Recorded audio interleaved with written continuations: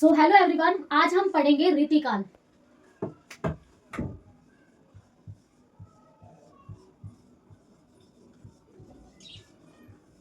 रीतिकाल का जो समय है वो शुक्ल संवत के अनुसार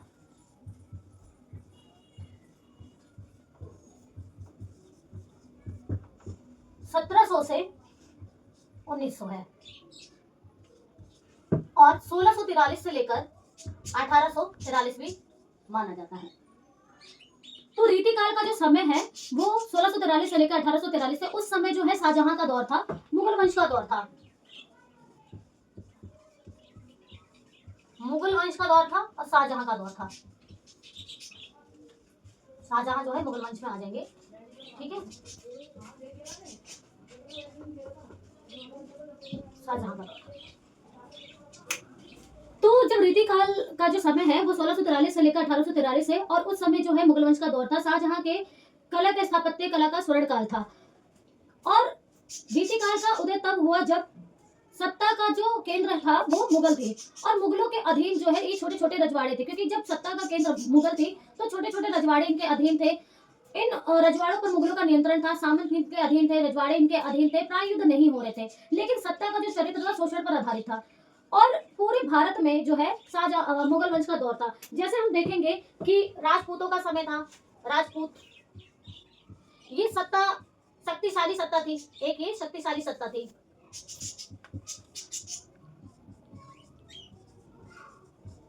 ये शक्तिशाली सत्ता थी और हम देखते हैं बिहार में, बिहार हो गया, बंगाल हो गया और देखेंगे यूपी हो गया और दक्षिण भारत भी ये मुगलों के अधीन था।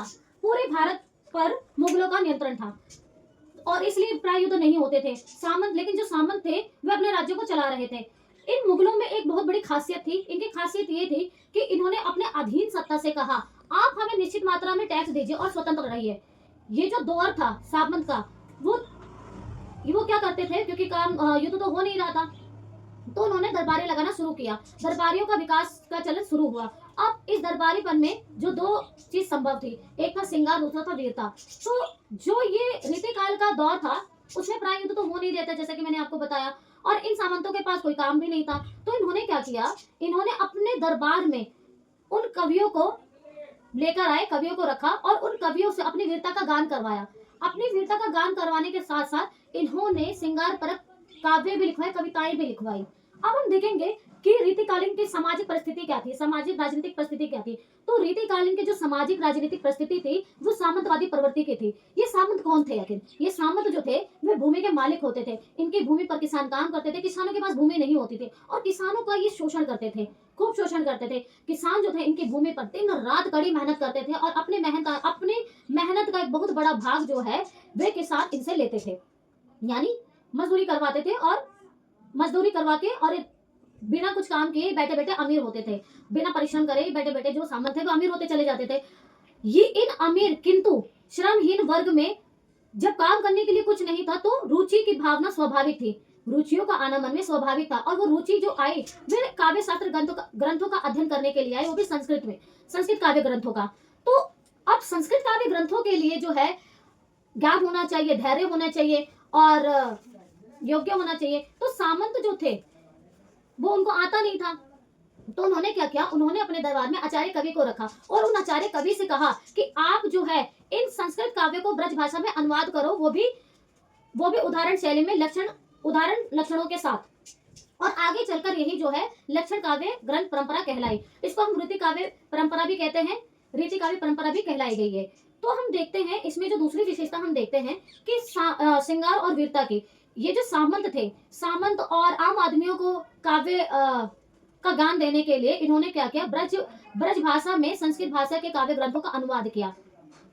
और इसकी दूसरी बात जैसे अभी मैंने आपको बताई कि श्रृंगार की थी और वीरता की थी। तो उन्होंने क्या किया सामंत ने कि स्त्रियों को ना भोग की वस्तु समझते थे, स्त्रियों को एक टूल्स के रूप में देखा गया। अब भोग की वस्तु समझते थे और दूसरी तरफ जो इनकी गलत भावनाएं थी उनका कवियों ने क्या किया, श्रृंगार परक कवि अतिशयोक्ति का वर्णन भी किया है कि इनकी गलत भावनाओं को। तो अब देखेंगे कि एक जायसी हैं और इनके हरम में इनके हरम में सैकड़ों रानियां हुआ करती थी। जैसे हम जायसी को ले लेते हैं, जायसी जो है वे शाहजहां और औरंगजेब के समकालीन थे, और जायसी की भी 100 से अधिक बीवी थी। इनकी सबसे छोटी जो बीवी है उनकी जो उम्र थी वो 8 वर्ष की थी।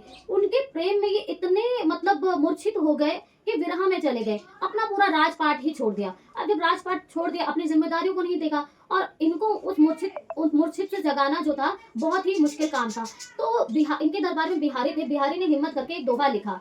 उन्होंने दोहा लिखा, नहीं पराग नहीं मधुर मधुर, नहीं विकास यही काल, अली कली ही सो बिंदो, आगे कौन हवाल। यानी वो कहना चाहते हैं अभी जो ये आपकी 8 साल की रानी है, अभी तो इनकी कच्ची उम्र है, अभी तो इनमें पराग भी नहीं उत्पन्न हुआ है, तो आप सारा राजपाट छोड़कर बैठे हैं। जब ये सयान होंगे यानी कि बड़ी होंगी, तब तो आपका पूरा राजपाट ही छोड़ दोगे, पता नहीं क्या करोगे आप।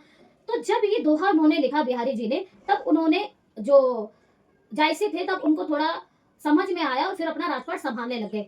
दूसरी तरफ हम सामंतों को देखेंगे। ये जो सामंत है ना, ये गुंडे प्रवृत्ति के थे। इनका एक और कहावत है, जाकी कन्या सुंदर देखी ताकि धरी तलवार। यानी जिस भी कन्या को सुंदर देखते थे, भूमि तो हड़पते ही थे, जैसे कि हमने आदिकाल में भी पढ़ा था कि अपने आप को ये कृष्ण के समान समझते थे, और जिस भी कन्या को देखते, भूमि तो हड़पते ही थे युद्ध में, छोटे सामंतों पर भी आक्रमण करते थे, हथियार लेते थे अपने बखान दिखाने के लिए, और उनकी कन्या को भी ये हड़प लेते थे, उनसे जबरदस्ती विवाह कर लेते थे। और दूसरी तरफ हम देखते हैं इसी दौर में होता है रीति मुक्त काव्य का दौर चल रहा होता है। रीति मुक्त काव्य आखिर होता क्या है? तो रीति मुक्त काव्य वे काव्य होते हैं जो रीति निरूपण काव्य को नहीं मानते। और इसमें आ जाएंगे आलम बोधा, ठाकुर ब्रिज। तो जो ये रीति काव्य के जो कवि है, ये जो है कविता को धर्म यश कमाने का साधन नहीं समझते थे। ये कविता को साध्य समझते थे। कविता के प्रति इनका दायित्व बोध था, और इनका कविता के प्रति दायित्व बोध था। और इन्होंने क्या किया